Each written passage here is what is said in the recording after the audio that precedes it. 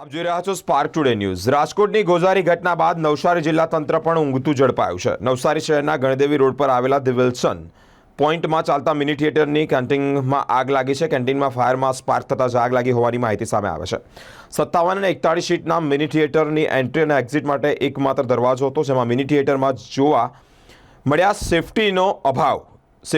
Fire સેફ્ટીનો અભાવ જોવા મળ્યો છે। ગોઝારી ઘટના બાદ ફાયર સેફ્ટીના અભાવ વચ્ચે ધમધમતું આ મિની થિયેટર પણ અહીંયા જે ઘટના ઘટી છે તે અંતર્ગત ઊંઘતું તંત્ર ઝડપાયું છે।